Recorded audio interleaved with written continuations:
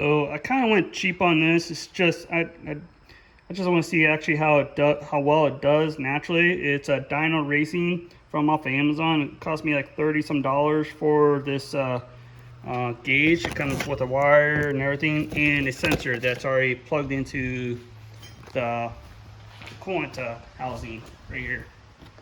So I'm gonna get this installed. I already marked it. I need about inch and an eighth hole to cut on the coolant hose on top, so I can actually fit it, and hopefully it will work properly.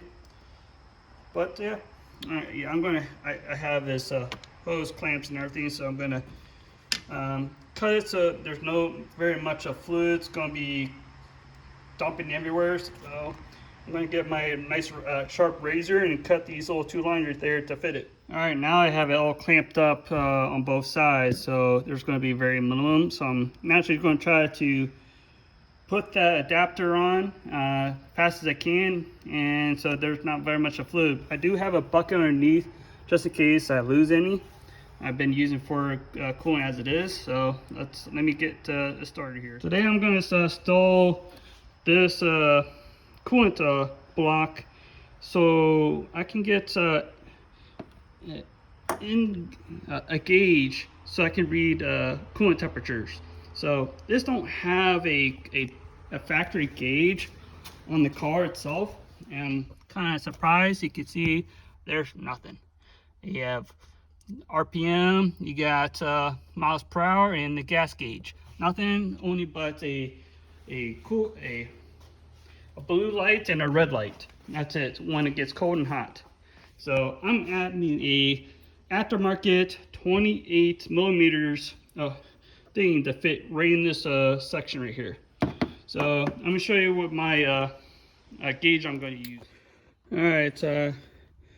Originally I was going to replace these. I'm still going to, but the only issue, I grabbed the wrong ones. So I have to go back to the store sometime, maybe tomorrow, whatever, grab the different ones. I grabbed the max 32 millimeters, and it says these are 28, but I totally forgot that I had to measure the hose size, and these are like 36 millimeters wide. So yeah, so I need to get different ones to replace both of these just in case, because I don't trust how thin these are. I want to have a more clamping area. And right now I'm going to make a wire for this so I can feed this sensor wire all the way through the firewall and to where the dash will be. So let's get started on that. All right, I got all of my wires. I already took the one I want is to match the color of inside wire to the gauge. So I already clamped it up already with a heat shrinked material. So I already clamped it already, you can see.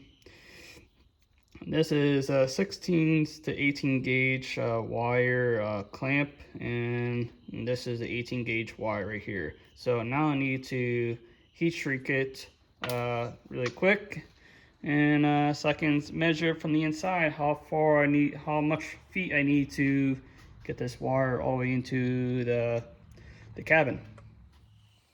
You can see that it's definitely fixed pretty well. I got a torch. I'm not going to put it right at it. I'm just going to put it kind of close so it doesn't touch the wire. Just I need to get the heat onto the blue heat shrink material. So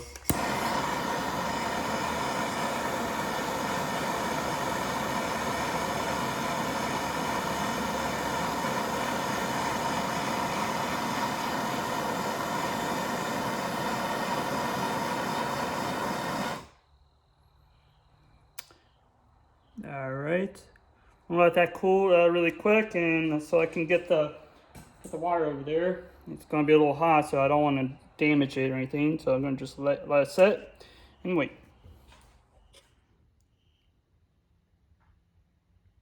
All right, now I got all heat shrinked. Zoom in, please, camera.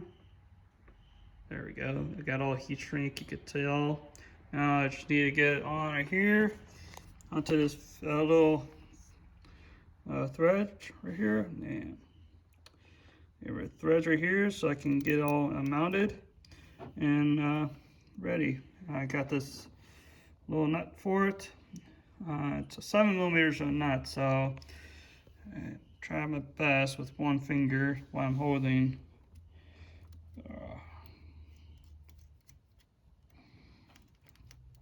I don't want it to like tighten it fully yet, just a hand tighten it so I have some wiggle room so I can hand adjust when I need to. Now I need to take this wire and find a length in a hole so I can channel into the cabin of the car. So let me try to get to that. All right, now I actually drilled the holes to put this plate at. Now I'm going to clean the surface off with this permanent mark with acetone so it doesn't look like really crappy. See? Oh, look at all that permanent marker just right off with acetone. Don't use brake cleaner because it might irritate the plastic or whatever's on it. Use acetone or some rubber and alcohol much as you can. So that's like a quick reference for you if you're trying to get things look proper without any issue. All right, I took the cover off where I'm going to place this gauge at. I'm going to place it in this area right here. It's going to be on the passenger side of the steering column. I'm probably going to, I don't really want to like screw it in. Just want like maybe just place it with some 3D double-sided tape or something. I just don't think that'll work either. But it looks like I'm just going to have to like drill 2 little holes, just see how it is on right here. It's a tight, to me it's a tight issue because I do want to make something like give you some like idea so I don't drill holes in them. Plus they're only really small holes, so I might as well just do it anyways. Alright, now I just got to replace it. These really cheap thin wall style clamps, so I replaced it with these thicker ones to have more surface area to grip on, just in case it doesn't lose grip or anything and then fluid gets everywhere. So I already got done with that. Now I'm still messing with the wire to go inside the cabin, and I found a placement for it. It's a little tricky. It's where like the engine bay would be. It would be like where the engine bay is, where the wire would be going from. So I'm going to try to feed it inside through that little line, and with some type of like hose clamp, or not hose clamp, but like feed it through some electrical tape and like a very small screwdriver just to fit in between there, so I could push it through that little line so it has a nice fitment.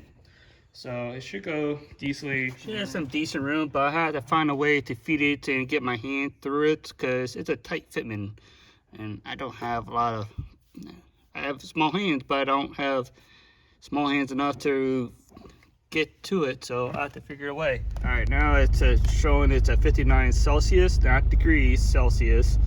That's roughly about like 130 to 140 degrees. Now it's jumping up. It'll jump up to 180,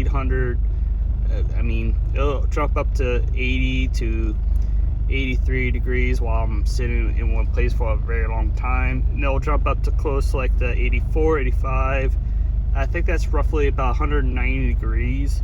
180, 80 to 81 is roughly about 182 to 100.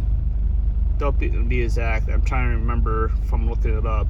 180 to 184 degrees. So just to give you an idea, it's just I'll kind of like drive a few minutes, show you how it looks. I'm not going to do very much.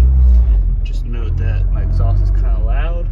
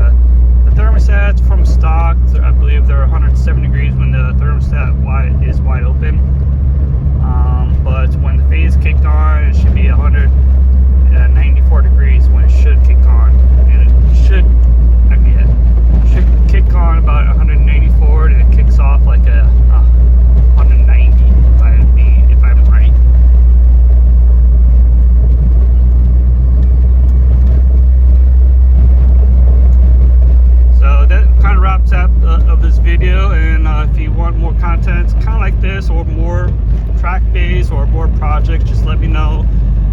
Just, make a comment and follow me and subscribe and save this video, save my videos for notification and stuff like that, so you get more video feeds popping up.